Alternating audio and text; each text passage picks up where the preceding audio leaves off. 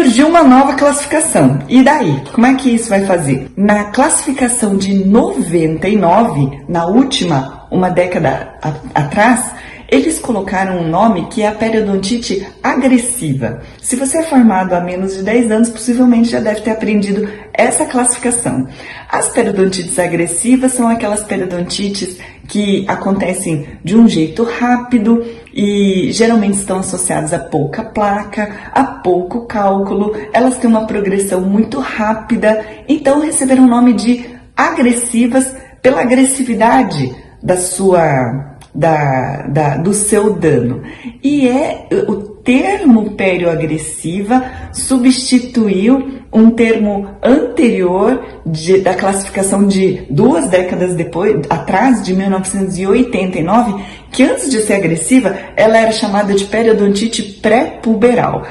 Pré-puberal, com todo respeito ao conhecimento científico da época, é um termo complicado, porque vai ser uma periodontite que vai acontecer no indivíduo jovem, de menos de 35 anos. Aí tinha uma periodontite de progressão rápida, quando se via uma progressão rápida em mais de 25 anos.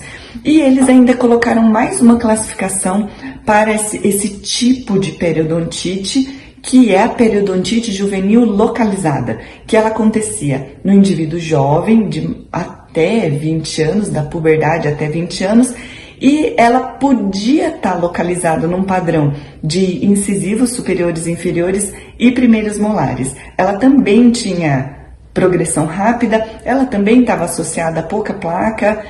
Agora, eu queria que vocês parassem para pensar o seguinte: vocês estão vendo que a gente está falando da mesma coisa, somente com os nomes diferentes? E o mais importante para quem está na clínica é, obviamente, ter um nome para isso, ter um diagnóstico para isso, mas conseguir enxergar com clareza sobre o que é que nós estamos falando. Nós estamos falando das periodontites de progressão rápida. E aí, antes era periodontite juvenil, periodontite pré-puberal, localizada, periodontite juvenil. Essa pergunta que se fazia assim: quando um indivíduo de 20 anos é diagnosticado por uma periodontite juvenil localizada, e quando ele tivesse 40 anos? Ele ainda tinha periodontite juvenil, mas ele tinha 40 anos. Então, ele vai ter uma periodontite juvenil com 60 anos, mas com 60 anos ele não é jovem, só porque foi identificado quando ele era jovem? E se esse indivíduo com periodontite juvenil, isso acontece muito hoje no consultório, porque as pessoas tendem a ter boa higiene, as pessoas tendem a frequentar os consultórios. Então, imagine uma pessoa que tem excelente higiene, vai aos consultórios, mas às vezes o profissional acaba não sondando e não identificando, e isso mascara uma periodontite desse tipo, agressiva, juvenil localizada, porque a perda óssea é rápida, existe a presença de pouca placa e pouco cálculo, mas às vezes a pessoa aparece com 40 anos no consultório. Qual é o tipo de doença? É esse tipo de doença que se chamava, então, que se englobou tudo na classificação anterior de 99 como periodontite agressiva. Tudo isso juntou na agressiva, para tirar essa coisa do nome, da idade. Então, a periodontite não necessariamente tem a ver com a idade. Porque pode ser que uma pessoa, então, muito mais velha compareça, mas a entidade é essa. É uma doença periodontal de avanço mais rápido, já se sabe que existe uma superpopulação de alguns tipos de bactérias, do grupo vermelho de Sokransky, e geralmente com uma maior quantidade de A. Essa era a chamada periodontite agressiva. No entanto, agressiva também, o termo agressiva começou a gerar a seguinte confusão. Esse é uma coisa minha, tá? Falar paciente, você tem uma periodontite agressiva. É uma coisa muito dura do paciente ouvir: nossa, eu tenho uma periodontite agressiva. É um nome muito feio falar que é uma periodontite agressiva. Por isso, hoje não se chama mais disso. Isso mudou para periodontite. Então, tudo é periodontite e ponto final. Acabou. Tudo é periodontite.